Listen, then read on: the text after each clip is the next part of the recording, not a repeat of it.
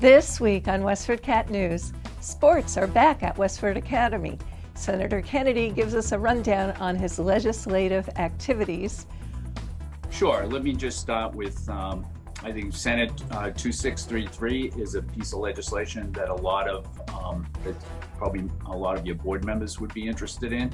Westford Cat joins the Roudenbush Town-Wide Yard Sale.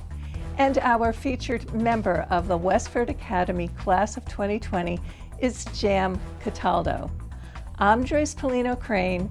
Westford Cat News is next.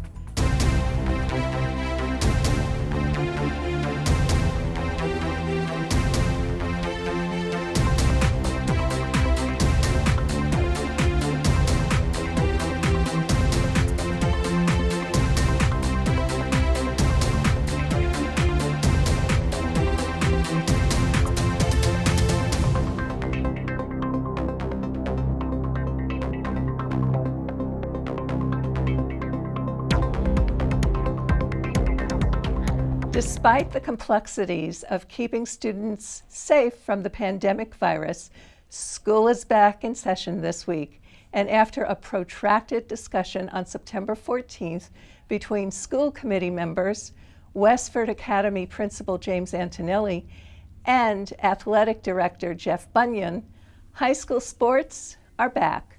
But student athletes will be required to follow new regulations and schedule changes. For example, football, fall cheer, girls volleyball, girls swim, and United basketball will be played from February 22nd to April 25th during the 2021 school year. Tryouts and practices will run from September 18th to November 20th. So it sounds like procedurally we really need to take two votes here. We need to take one regarding the fees, but the first vote, of course, would be approving sports. Just to clarify the ask of what our motion really needs to be. So would we be approving Westford Academy's participation in athletics during the 2021 school year in accordance with the modifications set forth by the MIAA and supported by the DCL? To watch the entire school committee meeting, visit WestfordCAT.org. State legislators are keeping an eye on community access television stations. Among them is State Senator Edward J. Kennedy, a Lowell Democrat, who Zoom chatted with me on my Main Street show on September 15th. Introduced by State Senator Joan B. Lovely, a Salem Democrat, Bill 2633 seeks to streamline how cable-related funds are appropriated. Here's Kennedy. I think Senate 2633 is a piece of legislation that probably a lot of your board members would be interested in at the CAT, and has to do with streamlining the cable-related funds and PEG money that comes in. So instead of having to go through the town and then be reappropriated to the cable station, it can go in a more direct way. And that legislation came out of the committee that I sit on. I'm actually the vice chairman of Community Development and Small Business. It came out of that committee and is currently in rules. And it was filed originally by Senator Lovely from Salem. And I think it's a good piece of legislation. And I'm hoping I'm hoping we're able to get that done before the end of the year. To watch the entire interview with Kennedy, visit WestfordCAT.org. Sporting goods, furniture, household items, never-used appliances, and vintage items are all up for sale at Westford Cat's yard sale table on Saturday, September 19th from 8 a.m. to 12 p.m. The location will be at the Frost School, 65 Main Street, Westford. Virtual shopping begins on Friday, September 18th and continues until Saturday, September 19th.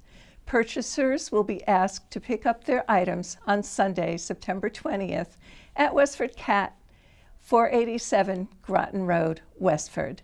The online yard sale can be found at wcat.cbo.io. Westford Cat's yard sale is part of the Roudenbush Community Center's town-wide annual yard sale this weekend. A reminder that our coverage of the 9/11 ceremony held at the Town Hall courtyard is online at WestfordCATnews.org. Speakers included Congresswoman Lori Trahan, State Representative James Orsero, and Select Board Chair Andrea Perriner-Sweet. Westford CAT has been spotlighting half a dozen members from the Westford Academy class of 2020. This week, we feature the last of the six, Jam Cataldo, who, after deferring her first semester, will attend Brandeis University in Waltham. Due to COVID-19, Cataldo and her classmates were unable to play spring sports, attend prom, or take a traditional class trip to Disney World in Orlando.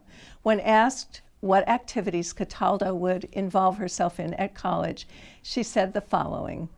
I definitely just want to collaborate with people in general on, like, obviously arts, but just in all these different realms. I just clubs in general. Community service, things that I can really get out and doing, and environmental science organizations as well. I would love to get involved. This interview and the other 5 were conducted by Westford CAT intern Carolyn Crimmins, a sophomore at Endicott College and a Westford Academy alumnus. Visit WestfordCATnews.org for more information on these representatives of the class of 2020. That's it for now, Westford.